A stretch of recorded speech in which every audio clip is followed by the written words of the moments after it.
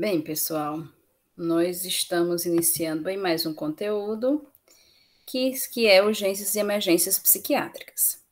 Aqui nós vamos nos atentar para alguns casos mais pontuais que a gente tende a sofrer, né, tende a encontrar nas urgências e emergências, e também nós vamos falar alguns manejos que a gente pode estar nos protegendo enquanto profissionais, para que casos como o que aconteceu lá com a técnica de enfermagem, né, não aconteça tanto dentro do CAPS quanto de outras instituições de saúde, certo? Então vamos definir aí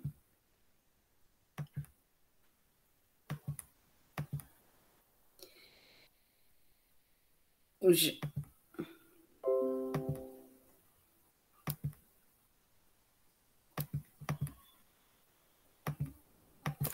Pronto, vamos definir aí urgências e emergências. São quaisquer alterações psiquiátricas, né? Urgências e emergências psiquiátricas.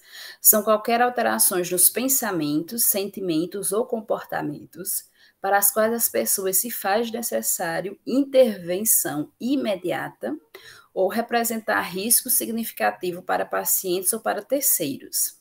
Os pacientes que se apresentam em crise são pessoas com intenso sofrimento emocional e físico, por isso, frágeis, com várias expectativas e fantasias, frequentemente irreais, que influenciam nas respostas ao tratamento. Então, pessoal, nós temos que ver tudo aquilo que a gente já tinha falado e que a gente falou lá na nossa última aula em anamnese, que é a questão de nós estarmos aí tendo atenção ao nosso paciente, a observação direta ao nosso paciente, e não estarmos, não ficarmos desatentos com relação a eles. Essa desatenção é o que muitas vezes nos faz passar por aquilo, né, que a nossa colega aí realmente passou. E daí a gente tem que saber, tem que colocar, quem trabalha diretamente com esse público, tem que ter em mente que a gente não pode confiar num paciente com transtorno mental. Mesmo que ele seja sempre dócil, mesmo que ele seja sempre calmo, mas nós estamos trabalhando com uma pessoa que apresenta um comportamento alterado da mente, né? Uma alteração mental, uma alteração de comportamentos. Então, isso faz com que esse paciente faça coisas que não estão na sua mente, que ultrapassam, né, os seus pensamentos, como, por exemplo, muitos deles, como a gente já falou, trabalham em cima dos delírios, das alucinações. E é isso que o paciente, muitas vezes, atua, né, em cima dessas alucinações, dessas ilusões. E ele acredita, como a gente já viu, ele acredita mais fielmente nas alucinações e nas ilusões que muitas vezes nas pessoas que convivem com ele. Então, daí a gente tem que ter sempre um cuidado, tem que estar sempre em sinal de alerta com relação a esse tipo de paciente. E daí nós temos uma classificação com relação às urgências e emergências psiquiátricas. Deixa eu só diminuir aqui um pouquinho, que eu aumentei.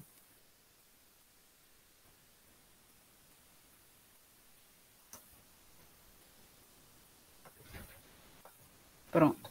Com relação às urgências e emergências psiquiátricas, então, como emergência psiquiátrica, nós temos o delírio tremens.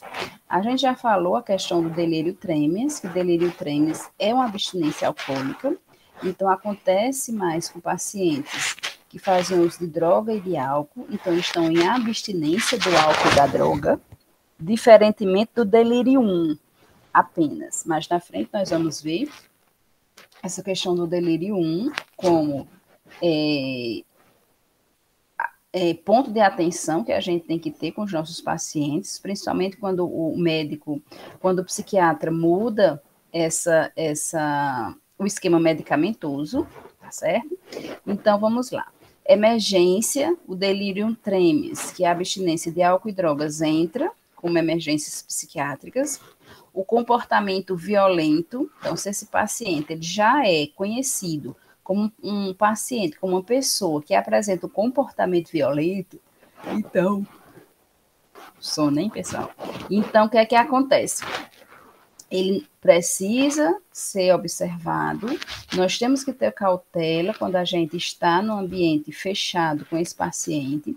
Então, aí a importância de nós seguirmos aqueles passinhos que a gente viu lá em anamnese, questão de portas abertas, né, a questão de não contato com esse paciente, a questão dos monitores de saúde mental ficarem em estado de vigília, tá? Com relação a qualquer outra movimentação desse paciente. Toxicidades por drogas e tentativa de suicídio, né? Então, esses são os casos que entram aí em emergências psiquiátricas. Mais na frente a gente vai falar um pouquinho sobre eles. As urgências entram aí o comportamento bizarro, tá? Paciente diagnosticado com bipolaridade na fase de mania, ele vai apresentar comportamento bizarro, tá? Então, ele vai estar sempre tentando, causando confrontos, né, entre ele e a equipe, e entre ele e os próprios pacientes. Então, ele vai estar sempre buscando esses confrontos, tá, com esse comportamento aí bizarro. Agitação aguda, é quando o paciente estava calmo e de repente ele se agitou, certo? Um paciente ele pode apresentar agitação aguda quando ele vê outro paciente entrando em crise. Então, se nós estamos num ambiente CAPS, onde nós temos vários pacientes, quando o primeiro paciente se agita, ele entra em crise, ele deve ser retirado da presença de outros pacientes, porque quando um paciente se agita, todos os demais tendem a se agitar. Então, aí, a agitação aguda. A questão de embriaguez entra como urgência, tá? Por isso que quando nós temos um paciente que pede ajuda com relação ao álcool, né, a não querer mais beber, que ele não consegue sozinho, então nós temos que rapidamente contactar o CAPS-AD, né, se não for um CAPS-AD, tá? E encaminhar esse paciente para esse tipo de serviço, certo? Avaliação de internações e atitudes suicidas. As avaliações de internação é ver as questões. O CAPS, ele, assim como a estratégia de saúde da família, ele tem que resolver aí 80 a 85% dos casos e referenciar apenas 15, 20% dos casos para os hospitais psiquiátricos, né? Então, o CAPS, ele tem que tentar resolver de todas as maneiras a situação do paciente. Quando ele vê que realmente ele não consegue resolver essa situação do paciente, aí sim ele encaminha o paciente para um hospital psiquiátrico, né? Que é realmente na última estratégia, né? Que ele tende a fazer. Já tentou todas, não conseguiu nenhum feito com relação à melhora desse paciente, aí sim ele vai encaminhá-lo para internação psiquiátrica, em hospital psiquiátrico. Então, por isso que quando o paciente ele vai ser internado no hospital psiquiátrico, isso entra como urgência, por quê? Porque é aquele paciente que o CAPS já tentou tudo e ele não tem uma melhora, certo? Então, de forma urgente, realmente, ele tem que ir lá pro hospital psiquiátrico, certo? E as atitudes suicidas, né? Nós temos como emergência a tentativa de suicídio, que a gente tem que buscar o porquê dessa tentativa, e como urgência nós temos as atitudes suicidas. A gente sabe, a gente vai aprender quando a gente for ver suicídio, prevenções do suicídio, que o paciente, quando ele tenta um suicídio, ele deve ser questionado por quê? Porque ele ainda pode apresentar atitudes suicidas, né? Ele pode estar ainda com os pensamentos, ele pode apresentar os gestos, ele pode estar lá sondando a melhor forma e a melhor hora de se fazer, né, de se cometer, de se tentar o suicídio, tá certo? Ele pode estar lá juntando materiais para que ele possa fazer isso, tá bom?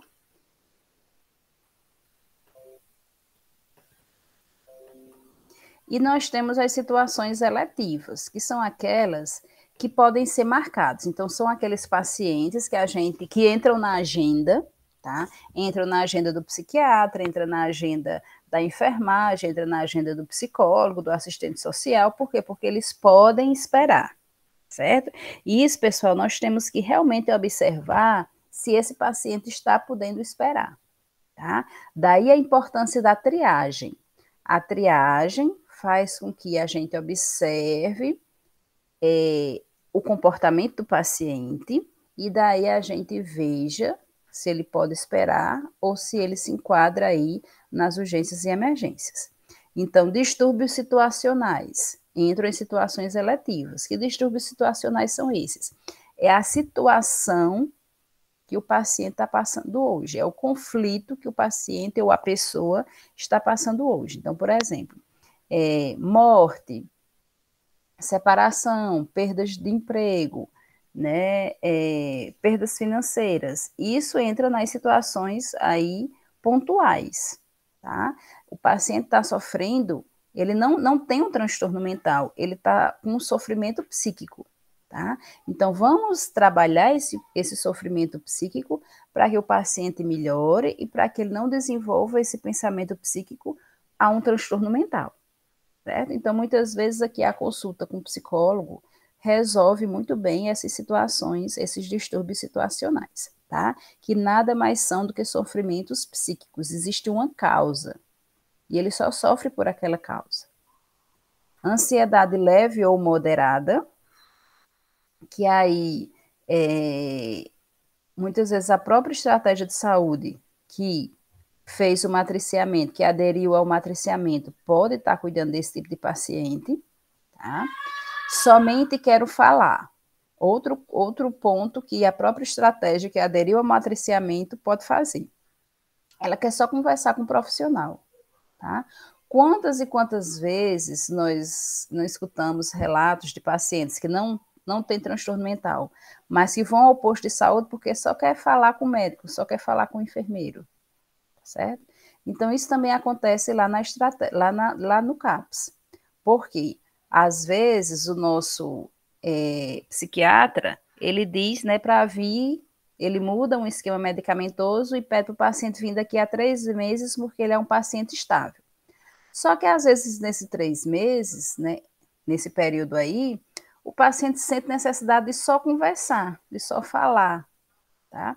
Então, isso, né, se houver uma estratégia que aderiu ao uma estratégia de saúde da família que aderiu ao matriciamento, ela pode muito bem fazer esse papel aí, certo?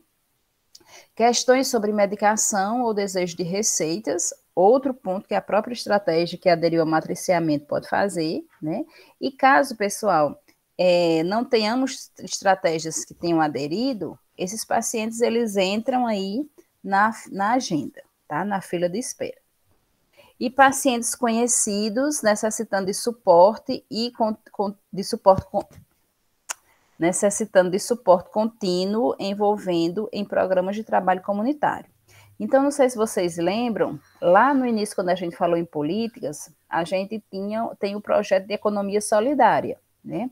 Que é quando a gente insere o nosso paciente, né, para um trabalho realmente que não é voluntário, né? Um trabalho que ele vai receber financeiramente por ele, que é um convênio aí com o Ministério, Prefeitura e CAPES, né? Então, muitas vezes, esses pacientes que estão nesses programas, eles precisam conversar, tá? Então, eles também entram aí nas agendas. Então, nós temos que ver que as situações eletivas entram todos os casos que os pacientes eles podem esperar, né? E serem encaixados aí na agenda do profissional, seja ele psiquiatra, enfermeiro, psicólogo, assistente social, né, o profissional que nós tenhamos lá no CAPS. E daí eu venho aqui frisar, né, a questão da segurança física e emocional do nosso paciente, ele é uma questão prioritária. Então, quando a gente trabalha pacientes com urgências e emergências, nós estamos trabalhando pacientes muitas vezes em crise, tá? Pacientes em crise, pessoal, eu trouxe esse alerta para vocês verem a questão de que eles não precisam ser amarrados. Nós, enquanto CAPS, enquanto Rede de Saúde Mental, não trabalhamos mais com contenções físicas, que é realmente amarrar o paciente no leito. Nós trabalhamos com contenções manuais. Que contenções manuais são essas? Os próprios monitores de saúde mental, que são os vigias, eles seguram o paciente com as suas próprias mãos, daí a importância de ter 2, 3 monitores, isso faz com que o serviço cresça, tá? Então, esses monitores, eles ajudam a segurar o paciente, a conter o paciente, enquanto a enfermagem administra a medicação, certo? E são eles que ficam juntos com a enfermagem, observando o paciente até a crise ser minimizada. Bom? Por quê? Porque a segurança física do paciente, ela é importante, e a segurança emocional, porque a gente está lá administrando as medicações para que minimize a crise.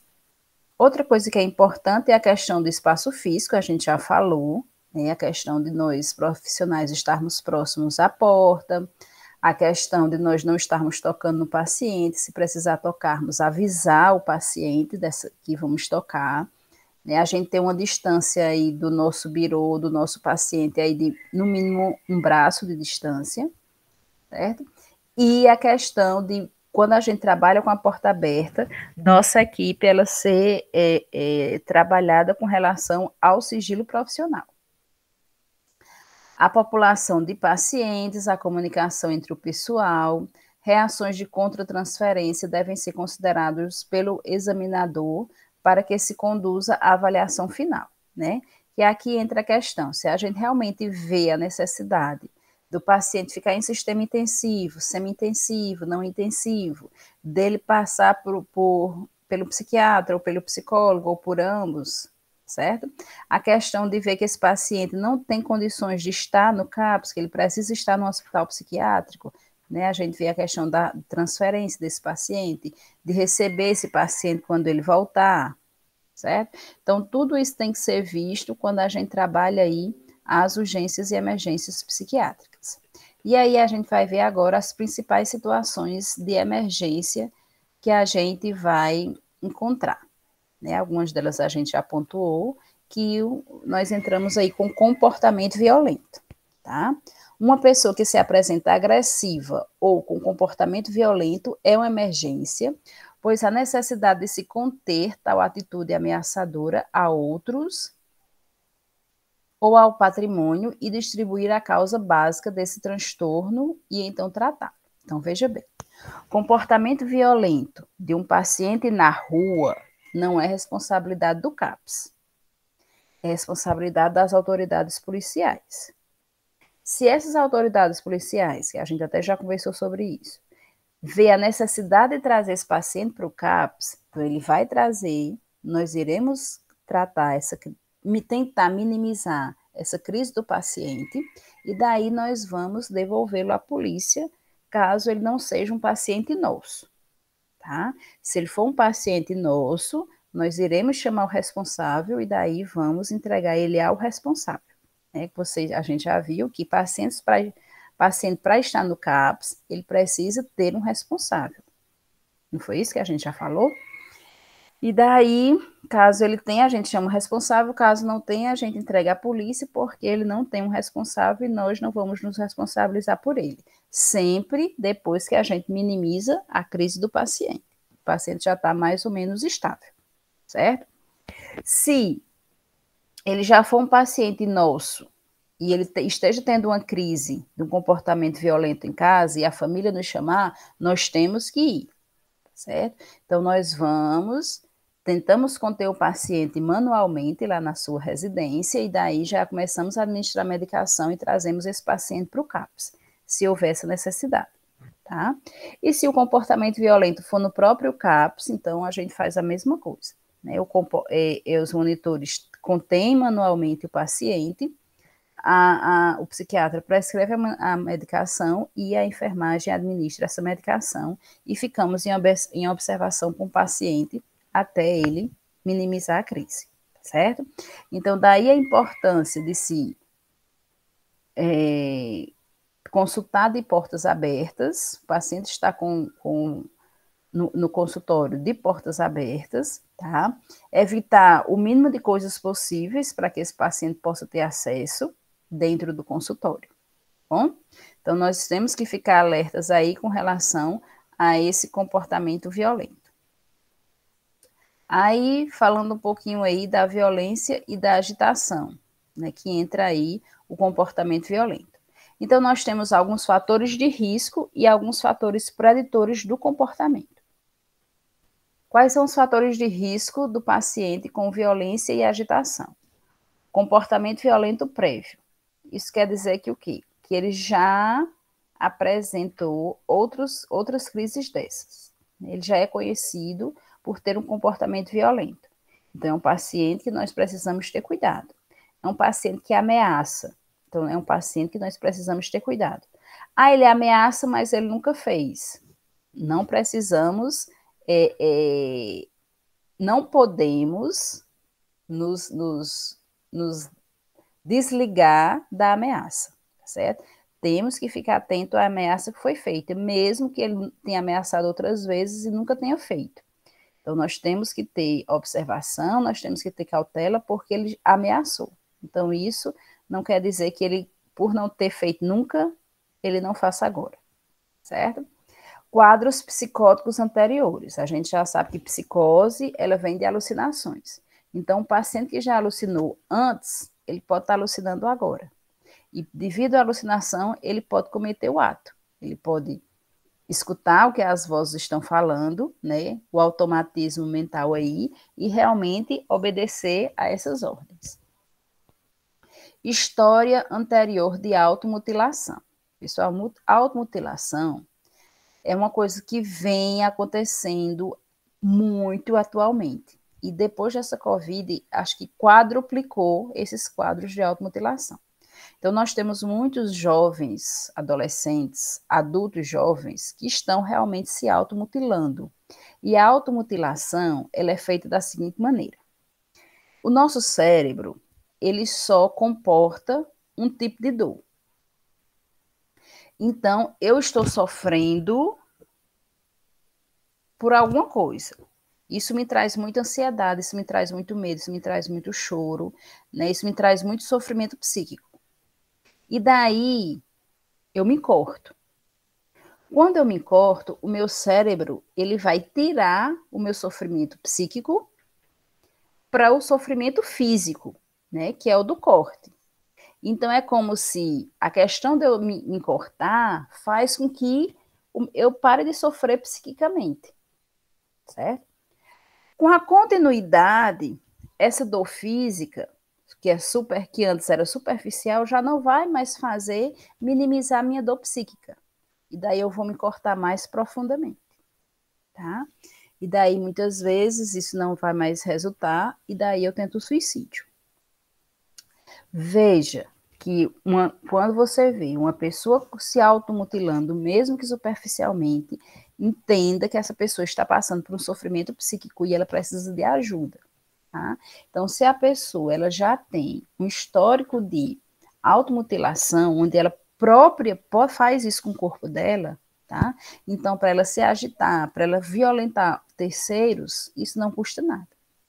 Ok? Então, precisamos ter aí cuidado, isso é um fator de risco, a questão da automutilação. Devemos observar o outro com relação a esses cortes superficiais que muitas vezes a gente vê, porque eles começam realmente nos braços, depois eles vão para os locais do corpo onde não sejam visíveis, tá?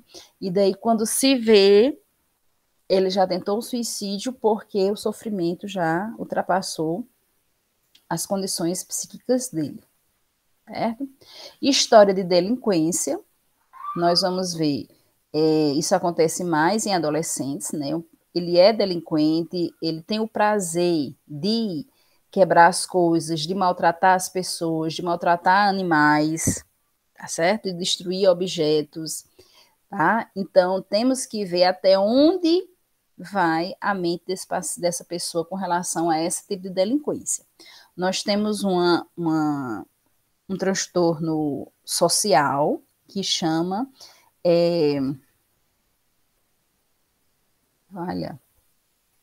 transtorno de conduta. Tá? Transtorno de conduta é um transtorno típico de adolescentes delinquentes, tá? Esse transtorno é um passo para a questão da psicopatia. A gente vai ver lá nos transtornos sociais. Então, história de delinquência é um fator de risco. Pertencer a grupos minoritários, nessa questão de gênero, de sexo, cor, muitas vezes classe social, financeiro, tá? Quando se pertence a grupos minoritários que vão sofrer com os preconceitos da sociedade, porque infelizmente nós vivemos numa sociedade preconceituosa, tá? Então, quando a gente não vai com a grande maioria, a gente vai sofrer esses tipos de preconceito. Então, para que a gente suporte esses tipos de preconceito, precisamos ter uma mente muito bem trabalhada, um psíquico muito bem trabalhado, e muitas vezes as pessoas não têm esse psicológico bem trabalhado. Então, aí sofrem por pertencerem a grupos minoritários. E isso é um fator de risco, né, para a violência e para a agitação. E idade jovem e sexo masculino, né, porque a gente sabe que a adolescência é um processo aí realmente de descobertas, de conflitos psíquicos, eles precisam realmente de ajuda, e a questão do sexo masculino devido à própria, né, questão da violência. Quais são os fatores preditores do comportamento violento? É o que nos mostra que esse paciente ele vai entrar numa crise, né? E ele vai se tornar violento e vai agredir. Aumento das exigências, tá? Ele exige determinadas coisas. Ele aumenta o tom de voz, ele começa a gritar, tá? Então isso quer dizer que ele vai apresentar um comportamento violento. Comentários pejorativos e irritabilidade, principalmente aí esses comentários com relação a quem alucina. Ele está escutando vozes dizendo, aquela pessoa está falando mal de você, né? Aquela pessoa está dizendo que você é feia, está dizendo que você é isso. Então, o paciente psicótico ele vai recebendo essas alucinações, essas vozes, esses pensamentos, e daí ele agride o outro, tá? Postura de desconfiança, que é a atitude paranoide, a gente já viu lá, né, que o paranoico, ele acha que as pessoas estão perseguindo, estão querendo matá-lo, estão querendo fazer algo de mal com ele, estão sempre perseguindo, tá? Contra-transferência com relação ao medo, eu boto medo, eu transfiro meu medo de uma coisa para outra. Comportamento de permanecer em pé ou andar pela sala, isso é típico de paciente esquizofrênico, é um paciente que não para, ele apresenta motricidade bem agitada e desacato às orientações dadas pelo médico, certo? Ele não aceita, tá? Então, isso pode predizer aí que ele vá realmente entrar no comportamento de violência, certo? E como é que a gente trabalha esses comportamentos violentos aí?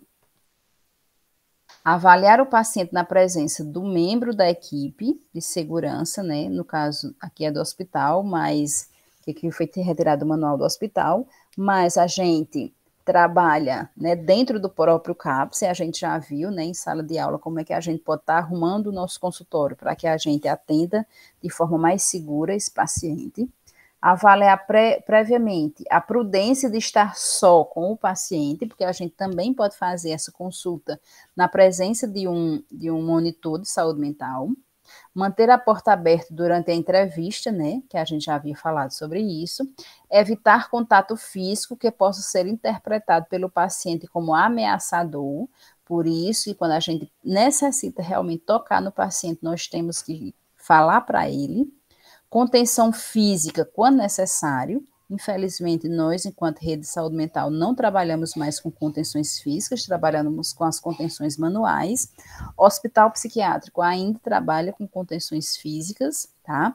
Desde que essas contenções físicas não venham a causar nenhum dano ao paciente. Tá? Então, se vai usar amarraduras, né, se vai usar as contenções, essas contenções não podem estar machucando o paciente. E prescrição médica, né, adequada. Né? O psiquiatra ele vai prescrever e nós vamos administrar a medicação enquanto enfermagem. Outro caso aqui de emergência são as psicoses agudas, né? Quando a pessoa fica fora da realidade, desorientada. E, pessoal, a gente já sabe que psicoses é quando ele vai apresentar aí o quê? Alucinações. Então, esse paciente ele vai estar fora da realidade, tá? Ele vai começar a apresentar o automatismo mental, que é quando ele realmente escuta as vozes e obedece a essas vozes, certo? Então, paciente com alucinações é um paciente que precisa, né, de um atendimento rápido para que essas alucinações sejam minimizadas e o paciente realmente não venha a agredir o outro. O delírio 1, né, a gente viu o delírio tremens, que é devido à abstinência do álcool e da droga, e o delírio 1, ele é quando o paciente apresenta mais sonolento, tem dificuldade de prestar atenção nas coisas ao seu redor e tem alucinações, tá? Desenvolve sentimentos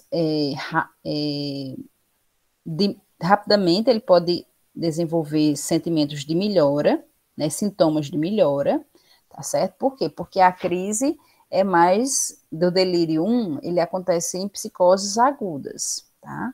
Então, muitas vezes, um evento, uma causa, um fator precipitante ou predisponente que tenha feito ele entrar na psicose aguda, aí ele pode apresentar o delírio 1, tá certo?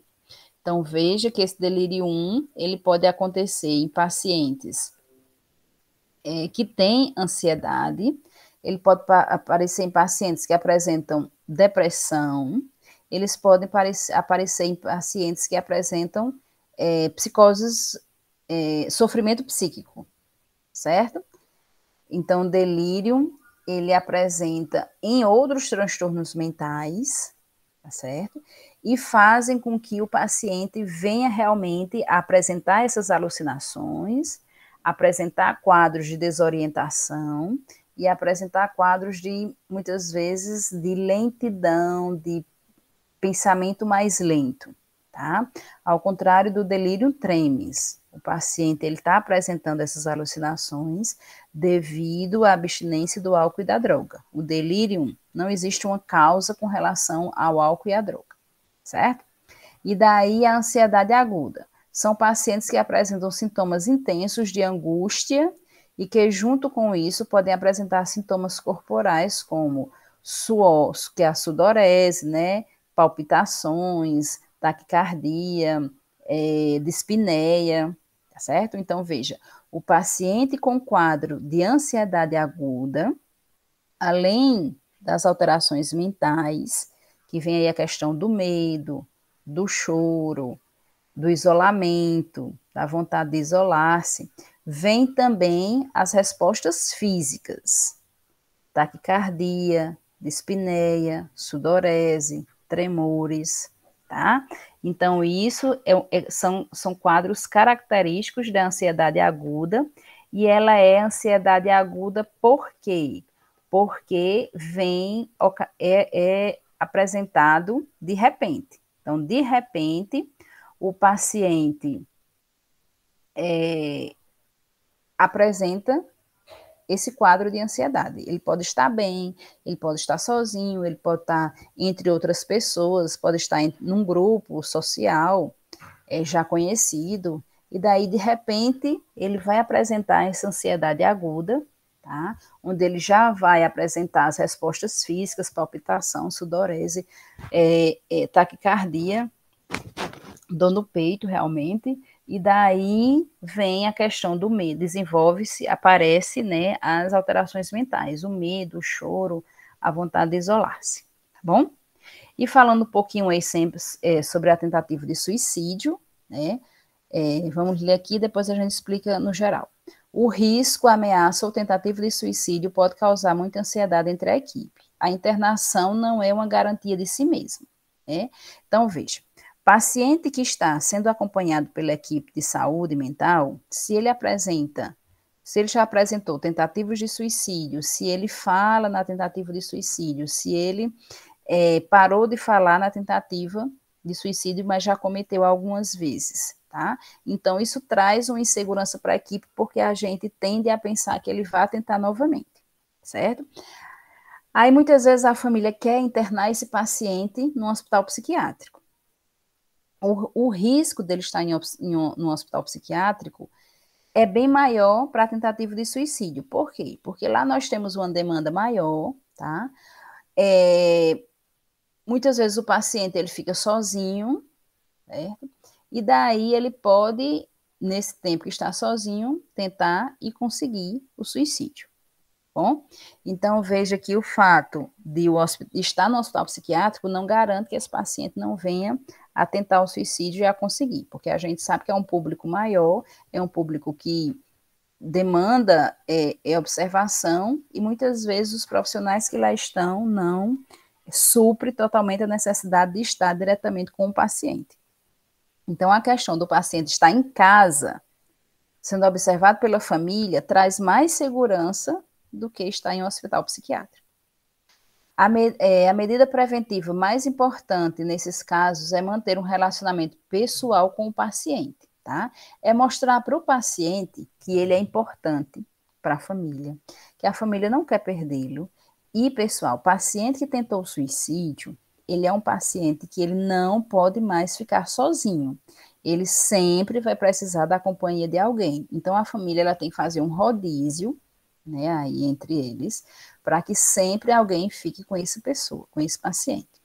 Não é surpreendente que a equipe esteja particularmente preocupada com alguém, né, que tenta o suicídio, né, e que muitas vezes na própria conversa ele já fala, certo? Então, muitas vezes o paciente lá na triagem diz, minha vida não tem mais sentido, eu não sirvo mais para nada, se eu morrer não vai fazer falta para ninguém, tá? Então, frases como essas, de desesperança, de achar que não tem mais serventia, já é um alerta para a equipe de saúde mental trabalhar com esse paciente já nesse olhar de que ele pode vir a tentar um suicídio, ok?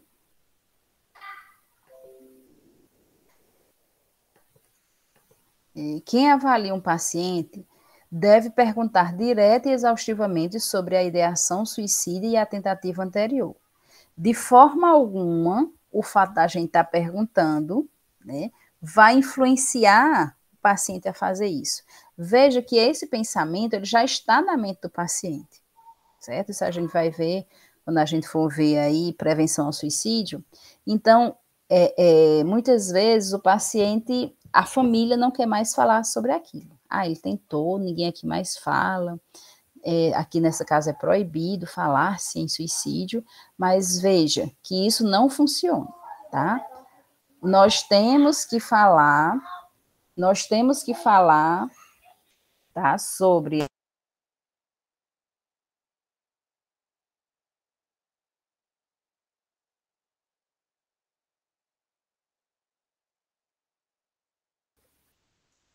e aí, pessoal, nós temos que realmente falar e buscar nesse paciente o fato, a causa dele tentar esse suicídio, certo? E o risco, né, dele tentar outras vezes é o mesmo que ele tentou a primeira vez, ok?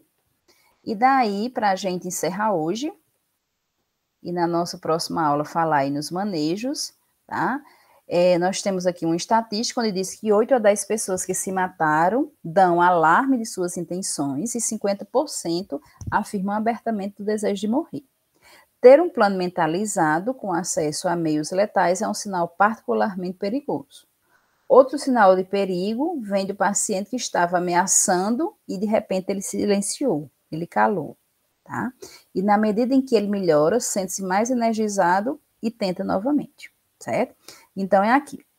Um paciente que tenta suicídio, ele é um paciente que ele sempre vai necessitar de alguém ao seu lado. A família tem que dar a ele, tem que mostrar para ele a necessidade deles com a pessoa, né? Ver o quanto mostrar para eles o quanto eles iriam sofrer caso, né, realmente ele tivesse conseguido o suicídio, ok? E veja, o fato de o paciente não mais falar, isso não dá segurança nem para a família, nem para a equipe que está cuidando dele, de que ele parou de pensar. Ele pode continuar pensando, ele pode estar planejando, ele pode estar arquitetando, e daí a família achar que ele, por não mais falar, ele parou de pensar, e daí a família começa a relaxar com relação à sua observação, né, ao seu cuidado com esse paciente, com essa pessoa, certo? Mas ele pode estar ele não pode estar mais não falando, mas continuar pensando, tá bom? Ele pode não falar mais, mas pode continuar pensando. E daí, na oportunidade que a família relaxar, que ele estiver sozinho, ele tenta e ele consegue, certo? Então, isso é um alerta que a gente deve dar, né, orientar para todos os familiares que uma vez ele tentou o suicídio, ele é um paciente que ele precisa de sempre estar com o outro. Ele não pode mais estar sozinho, ok? Tranquilo, pessoal? Então, na próxima aula aí, quarta-feira, né, a gente trabalha aí os manejos com relação aos cuidados com urgências e emergências psiquiátricas, né, o manejo paciente em crise, tá bom? Então, é um bom sábado para vocês, um bom final de semana, e a gente se encontra aí mais na frente. Cheiro!